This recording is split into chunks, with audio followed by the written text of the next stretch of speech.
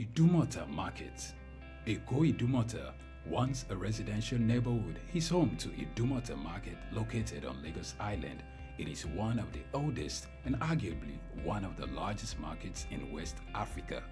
Idumota is a historic neighborhood adjacent to the Lagos port that facilitated the slave trade, and later, under the British indirect rule, it surrounded to exports that fueled the colonial enterprise.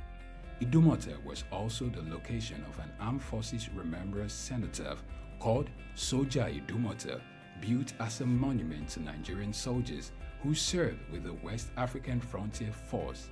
An Eyo Masquerade statue and a clock tower are also some monuments at Idumota. Idumota Market is so popular that large sales are recorded as early as 7 a.m. The market is made up of hundreds of locked-up shops occupying several multi-story buildings, with some measuring about 5 or more floors. In 2010, the Lagos State government demolished some illegal structures in order to improve vehicular and human movement in and around the markets. During weekdays, the neighborhood of Idumota is densely populated by shoppers, traders, and bus passengers. From the Carter Bridge ascending into Lagos Island, passengers can see the neighborhood before disembarking at their final destination. Idumota Market accommodates the substantial inflow of imported goods. The bulk of import from abroad are routed first through Idumota and then on to other markets through Nigeria and other West and Central African countries. The energy of private Idumota traders and wholesalers facilitate this activity, where millions of US dollars worth of wholesale is exchanged daily. Idumota Market, SOUQ Enlightenment. My name is Veronica Nkechi Eze. Charles Abana. My name is Professor Martins Emeje. Professor Sylvester Odion Akaine. Keep watching SOUQ News TV. The best news channel online. It's elevating, it's enlightening, it's educating. Muhammad Ali found his root in Africa. Rumble in the jungle. I swear the king is humble. Jesse Jackson, O.J. Simpson, this is black history. Andrew Young visit Africa in the late 60s. Legend, Bob Marley make the light different. Martin Luther King and Malcolm X are big names. They fought for black Americans in the old days. We need same revolution in our own ways. Michael Jackson, Janet Jackson, Mr. Jay-Z, Snoop Dogg, Dr. Dre and Eddie Murphy. American prosperity ain't complete with African poverty. It's legendary Idris Abdul Karim, and you are on to SOUQ News. You don't touch that dial. Lateef Jakande. Born Lateef Kayode Jakande in the Ekbetedo area of Lagos Island, Lagos State on July 1929. He studied at the Lagos Public School at Enowa, Lagos Island, then at Bonham Memorial Methodist School, Port Harcourt, King's College, enrolled at Ilesha Grammar School, where he edited a literary paper called The Quarterly Mirror. Jakande began a career in journalism in 1949 with the Daily Service and joined the Nigerian Tribune in 1953. The owner, Chief Obafemi Awolowo, appointed Jakande editor-in-chief of the Tribune in 1956. Jakande established John West Publications.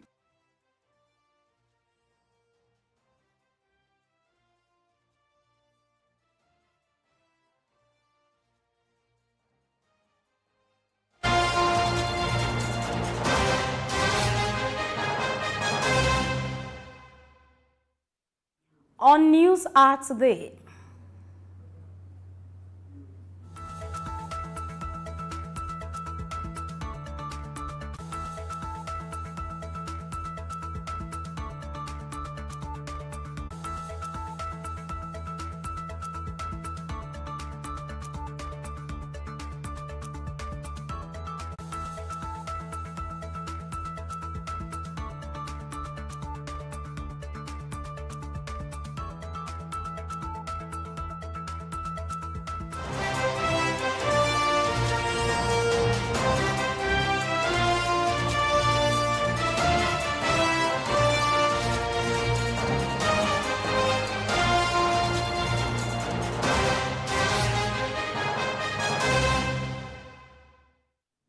It's such a delight to have you join us on News Hour, where we give you updates on developmental news all around the world. I am Grace Komolafe. We begin from Nigeria.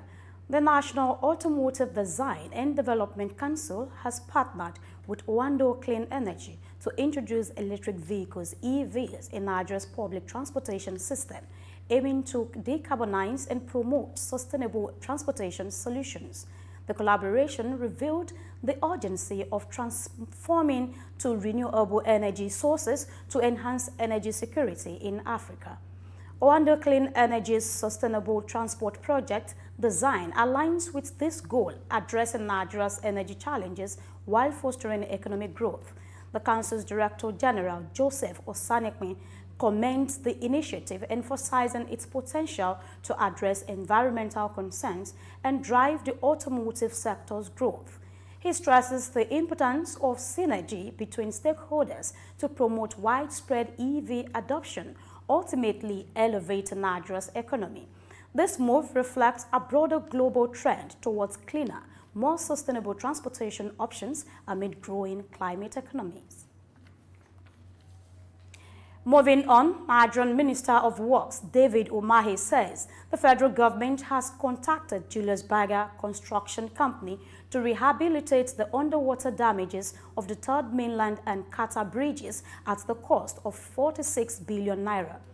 The minister disclosed this while briefing a joint team of the Senate and House of Representatives Committee for Works touring to the Lagos zone on an oversight visit of federal projects at the Falomo Ikoyi and 5 Cowries terminal.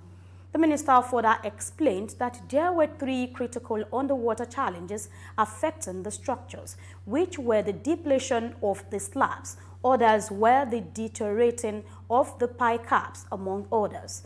According to Umahi, the cause of these critical challenges was illegal mining of the sand underwater currents and the rustings of the steel structure castings. Hundreds of residents of Obalende in Ikoyi, Obalende local government area of Lagos State attended a medical outreach program organized by the Lagos State Ministry of Health in collaboration with the Archbishop J.K.A. Agi Foundation. Services made available included blood pressure, blood sugar screening, HIV counseling and testing, free eye check and glasses, screening for tuberculosis, essential drugs, and referral services. Bayo Olaoye, a correspondent of SOUQ News, who attended this event, stated that particular members that attended includes youth, adult women, associations, unions, as well as persons with disability. Let's hear from the attendants. I try to make other people look younger today. We are getting involved with their health because people don't understand what health is all about. It's not about food, this is about life. I want to make sure they have a sound, safe life to live longer. The essence of today is to propagate what late Archbishop John Agi had started. And in this way, the community and the environment can now be sensitized to watch themselves, take care of their health, and also to go beyond Obalende Ikoyi so that people will know that John Agi Foundation is on ground to stay.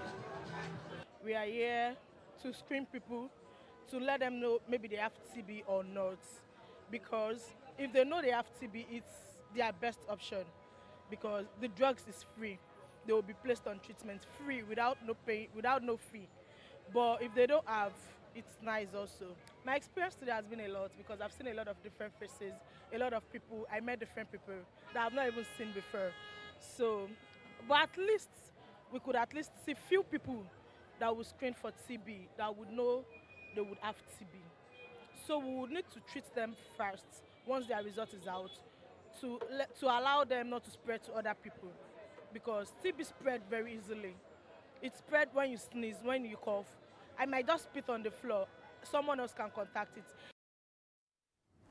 And now, the National Bureau of Statistics, NBS, has reported a surge in the number of electricity consumers in Nigeria by 410,000, marking a 3.46% increase from 11.71 million in the third quarter to 12.12 million. Released in Abuja on Monday, the report revealed a persistent expansion in the metering gap across the country, hovering around 46%, despite significant government efforts to narrow it. The report analyzed energy bills, revenue generated, and customer statistics by distribution companies, revealing a year-on-year increase of 9.59% in electricity customers in the fourth quarter of 2023, compared to fourth quarter 2022's 11.06 million. Additionally, metered customers experienced a slight decline to 5.61 million in fourth quarter 2023 from 5.68 million in third quarter 2023, reflecting a 1.32% decrease, yet registering a year-on-year growth of 9.38% from the 5.13 million recorded in fourth quarter 2022.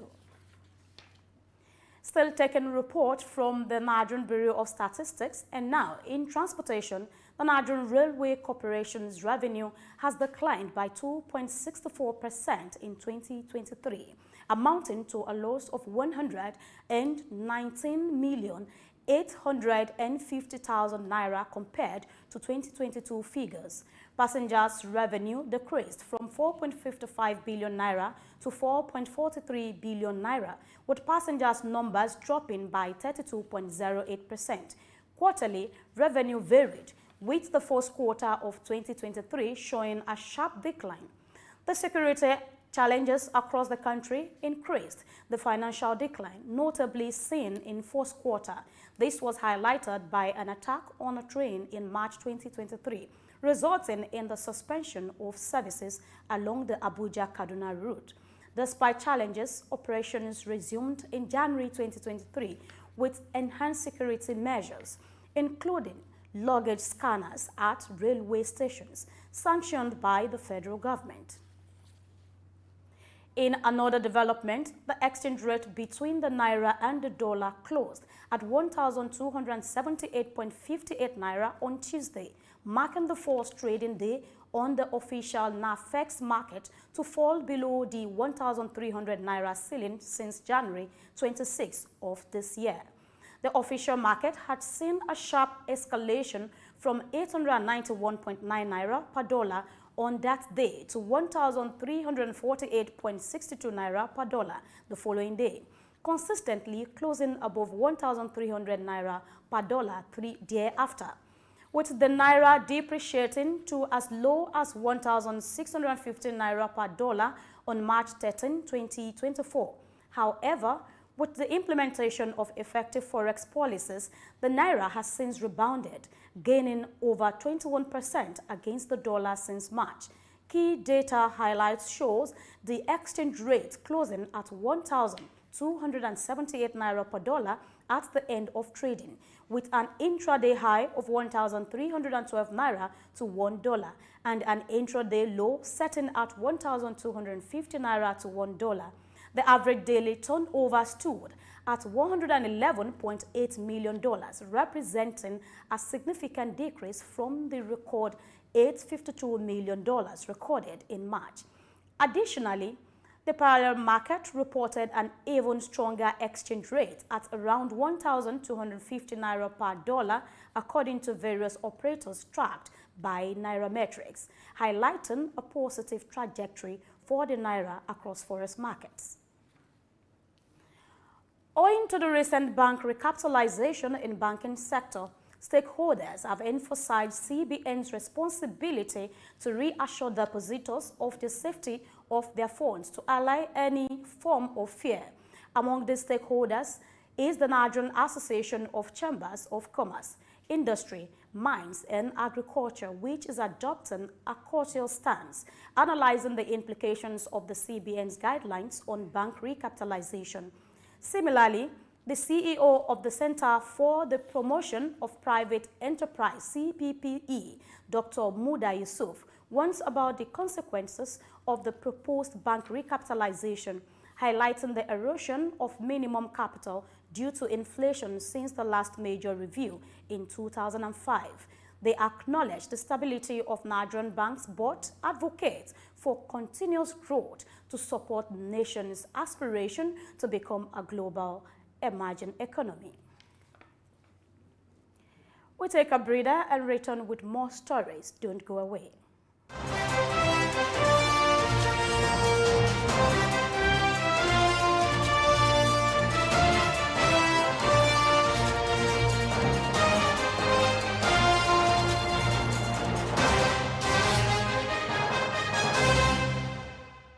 Idumota, once a residential neighborhood, is home to Idumota Market located on Lagos Island. It is one of the oldest and arguably one of the largest markets in West Africa. Idumota is a historic neighborhood adjacent to the Lagos port that facilitated the slave trade, and later, under the British indirect rule, it surrounded to exports that fueled the colonial enterprise.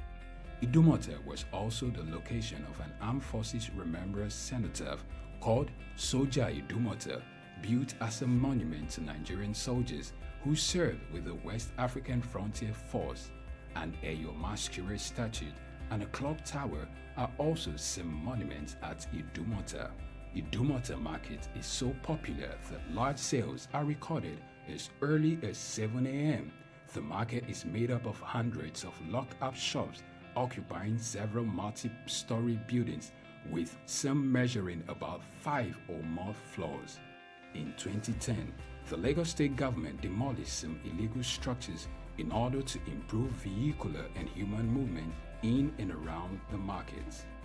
During weekdays, the neighborhood of Idumota is densely populated by shoppers, traders, and bus passengers.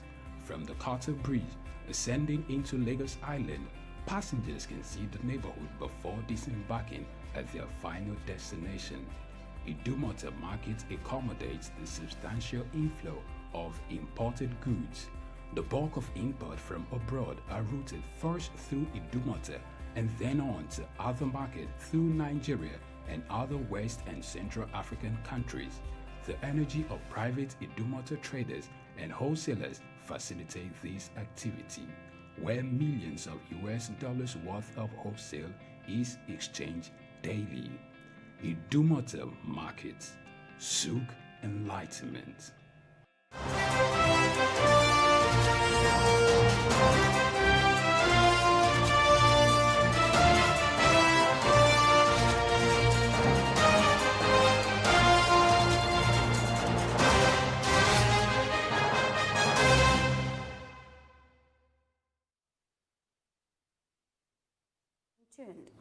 The federal government has urged heads of secondary schools across the country to resuscitate relevant school clubs and social societies to keep the minds of the students occupied with useful thoughts.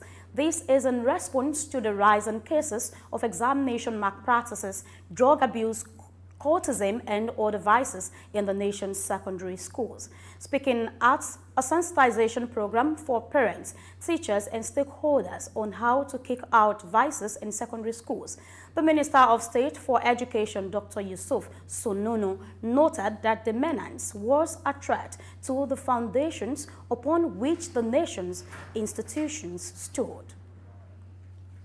Moving on, Dangote Refinery has initiated the sale of automotive gas oil, diesel, to oil marketers nationwide, marking a significant milestone confirmed by both dealers and plant officials, who noted that diesel sales commenced last week.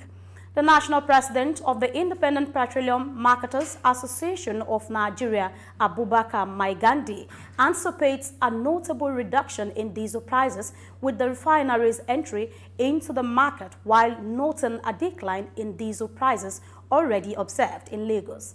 A senior management official of the refinery corroborated the commencement of diesel sales and hinted at the forthcoming release of premium motor spirit petrol into the market.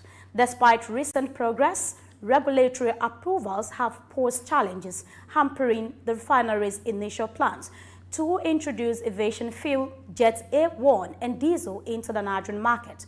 Delays in regulatory approvals, as outlined in a recent report, hindered the refinery's ability to meet the January deadline for product release, although diesel and aviation fuel production commenced on January 12, 2024. And now, the Elijah Development Summit Group, IDSG, made up of indigenes of coastal area of Nigeria, has given its full support and endorsement for the Lagos-Calabar Coastal Highway project. The group believes that the transformative infrastructure will transform development along the Elijah coastal line in Ondo State, Nigeria. The deputy administrator of the group, Mr. Ola Judah, in a statement, says that the project aligns with its objectives, which were centered to promoting inclusive development, environmental sustainability, and social cohesion in the Elijah region. Judah pointed out that the Lagos-Calabar Coastal Highway represents more than just a road, as it is a lifeline of progress for coastal communities and is poised to unlock boundless opportunities for growth and development. He commended the visionary efforts of the federal government in embarking on the project, which, according to him, marked a significant milestone in Nigeria's infrastructural landscape, adding that the group recognized the potential of this superhighway to catalyze growth and prosperity in Ondo State, particularly within the Elijah region. And away from Nigeria, Egyptian President Abdel Fattah al-Sisi has embarked on his third term on Tuesday, inaugurating his tenure in the country's new capital. Addressing the assembly at the new parliament building, Sisi noted the country's resilience amid recent challenges, pledging to sustain developmental efforts, a sentiment resonating with many Egyptians who seek greater inclusion. Against a backdrop of regional challenges and domestic terrorist threats, the president's electoral victory last December secured him another term, buoyed by promises of stability and security amid economic concerns. His extended term, now until 2030, comes with vows of enhanced social spending and private sector engagement, bolstered by last month's substantial IMF deal. And we move to Senegal. In his inaugural move as the new Senegalese president, Bassirou Diomaye Faye had appointed prominent politician and staunch supporter Ousmane Sonko as prime minister. Sonko, a vocal critique of former President Macky Sall, enjoyed significant popularity among the country's youth, although he was disqualified from the recent presidential election due to a defamation conviction, which he refuted. Campaigning under the unified banner of Diomaye in Sonko, Sonko relied supporters to endorse his ally, Faye, who clinched victory with over 54% to the vote in the initial round. Following his inauguration, Faye assumed his duty, while Sonko pledged full support, vowing to submit a comprehensive list of ministerial candidates for Faye's endorsement, emphasizing their collaborative approach to governance. Away from Africa, we move to the Middle East. March 2014 witnessed a robust non-oil business activity in Saudi Arabia, buoyed by strong demand, with output accelerating to a 6-month high. A survey showed on Wednesday, notably, the output sub-index surged to 62.2 in March, its highest level since September last year, driven by robust new orders, particularly in manufacturing.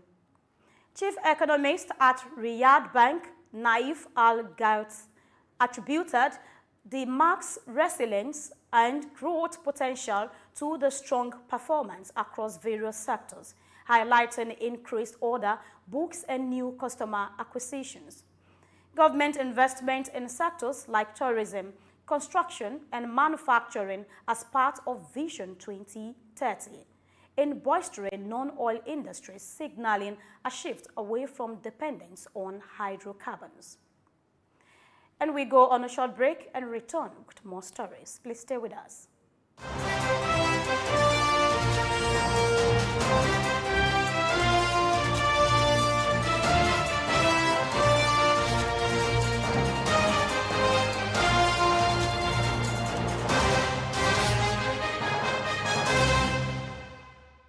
Three Wise Men.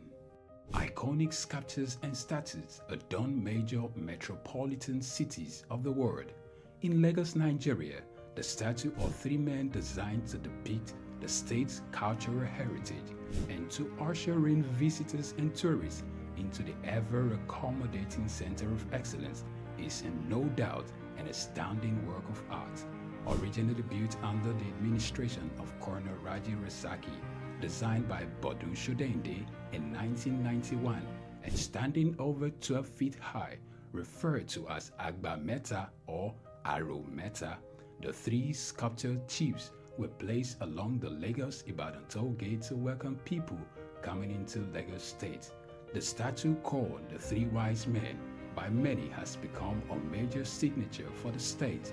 Three white-capped chiefs clad in white wrappers knotted across their shoulders and with clenched right fists are shown in the artwork. The images fascinate and create impressions in the minds of visitors coming into the state, captivating the attention of visitors who look with keen interest, pondering on the messages which the posture of the engraved images signifies. The Three Wise Men has been relocated thrice from its original position at Ojodu Berger end of Lagos-Ibadan Expressway to Magodo area before its final relocation to its present site at Olowopopo Drive. The sculpture has suffered severe damages over the years and renovated. Bodun Shodende, through this sculpture, depicted the highest honor that can be afforded to anyone in the eco-greeting tradition. The Three Wise Men, Arometa, SOUQ Enlightenment.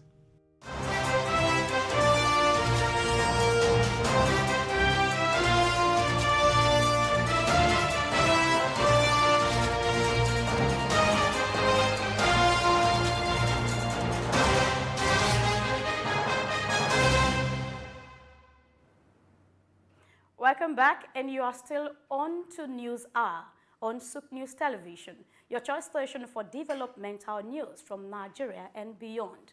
Still in the Middle East, we move to the UAE. Growth in the non-oil business sector of the United Arab Emirates moderated slightly, attributed partly to supply disruptions in the Red Sea affecting shipping, according to a survey released on Wednesday. The seasonal adjusted S&P Global UAE Purchasing Managers Index dipped marginally to 56.9 from 57.1 in February, but remained comfortably above the 50 mark, indicating expansion. While the output sub-index saw a slight decline from February's 5-year high, it retained strong momentum buoyed by the new business and ongoing projects. The backlogs of work sub-index surged to its highest level since June 2018, driven by robust demand, administrative bottlenecks, and disruptions in Red Sea shipments. Despite concerns about backlogs, optimism among non-oil businesses for the future grew to its highest level in 6 months, signaling continued strength in demand and activity. And now, SOUQ company, Dubai's toll gate operator, has announced cash dividends totaling $149.99 million, equivalent to $0.0200 per share, representing 100% of the net profit for the second half of fiscal year 2023. Approved during the annual general meeting chaired by Mata Al-Taya, SOUQ's board chairman, shareholders also green-light cash dividends of $221.06 million, equivalent to $0.0295 per share for the full fiscal year 2023. Special resolutions included amending the definition of government shareholder and SOUQ's articles of association to incorporate new business activities. The quorum sanctioned SOUQ's corporate social responsibilities policy, allocating forecasted revenues to CSR initiatives. The chair highlighted SOUQ's robust financial performance in 2023, recording total revenue of $572.73 million, up to 11.4% year-over-year, driven by toll usage revenue growth of 11.7%, the strongest since SOUQ's inception in 2007. Still in the United Arab Emirates, online market spending experiences a staggering 143% surge during Ramadan in the UAE, building on the 8.5% growth in digital payment transactions witnessed last year. According to reports, this surge reflects increasing trust and convenience in the country's digital payment ecosystem. Anticipated high-growth categories during Ramadan include online market spaces, apparel, healthcare, and travel. Historical data revealed significant transaction increases across various sectors, with online marketplaces leading the way with a 143% surge, followed by apparel, 78%, healthcare, 48%, travel agencies, 42%, and sport and toys, 31%. Additionally, remittances surged by 17%, indicating increased funds sent by expatriates during Ramadan, particularly in anticipation of the Eid holidays. And away from the Middle East, parliamentary data from the Federal Statistics Office revealed that German inflation is slightly more than anticipated in March, attributed in part to a decline in energy prices. In Europe's largest economy, inflation moderated to 2.3%, its lowest level since June 2021, compared to a 2.7% year-on-year increase in February for consumer prices harmonized to match other EU countries. Expert noted that despite the traditional Easter Bunny effect being scarcely noticeable this year, prices for leisure, packaged holidays, and hotel stays, as well as dining out, rose less than expected month-on-month. As Germany's inflation data proceeds, the release of Eurozone inflation figures, economists closely monitor these numbers, anticipating that Eurozone inflation will likely fall short of consensus expectations, with expectations at 2.6% in March.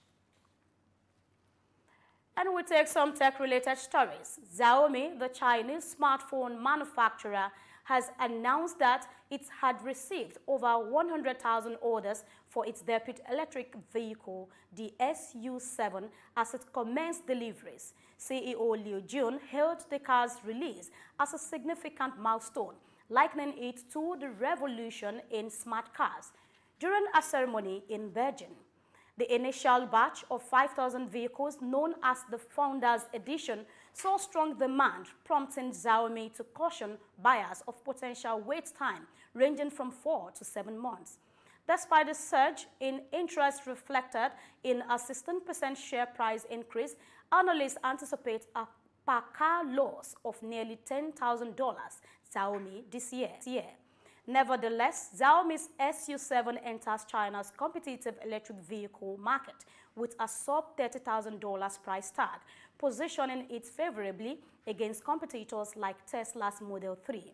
Leveraging its smartphone expertise and financial strength, Xiaomi aims to carve a niche in the evolving automotive landscape, marking a strategic shift for the company beyond its smartphone business. Intel had revealed a significant increase in operating losses for its foundry businesses, signaling ongoing struggles in its bid to regain a technological edge lost to Taiwan semiconductor manufacturing.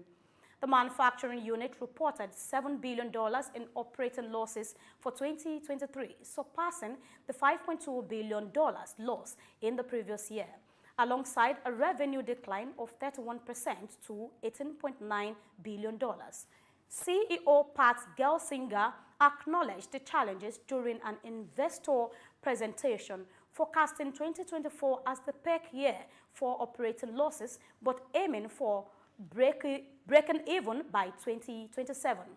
Gelsinger attributed the setback to past decisions, including foregoing the use of extreme ultra-violence machines, leading to increased outsourcing and delayed competitiveness. Intel is now transitioning to EUV tools, investing heavily in chip factories and restructuring its manufacturing operations in a bid to regain market leadership. Google has reached an agreement to erase billions of personnel records from over 136 million individuals in the US who used its Chrome web browser. This cleanup follows a lawsuit accusing Google of unlawful surveillance practices. Revealed in a court filing, the settlement resolves a 2020 lawsuit alleging Chrome's failure to protect user privacy, even in its incognito mode. Despite Google's initial resistance, a U.S. district judge's refusal to dismiss the case led to settlement negotiations over 4 months. Pending approval, the deal mandates Google to expunge vast personal data and enhance disclosures on Chrome's privacy features. While consumers won't receive damages, Google maintains the deletion targets outdated and anonymous data. Conversely, plaintiff lawyers hailed this settlement as a milestone in safeguarding digital privacy against pervasive surveillance. And finally, an Israel-based artificial intelligence chip maker, Hilo Technology Limited, has raised $120 million in funding, the latest sign of investor enthusiasm for startups that can help address a global chip shortage and fuel the development of generative AI. Hilo said Tuesday that a number of Israeli firms and family offices participated in the funding round, including Derek Motors Limited, Our Crown Limited, and Paulim Equity Limited. The investment, part of an extended Series C round, brings the company's total funding to date to $340 million and values Hilo at $1.2 billion. Before we call it a wrap on News Hour on SOUQ News Television, here are the major highlights once again.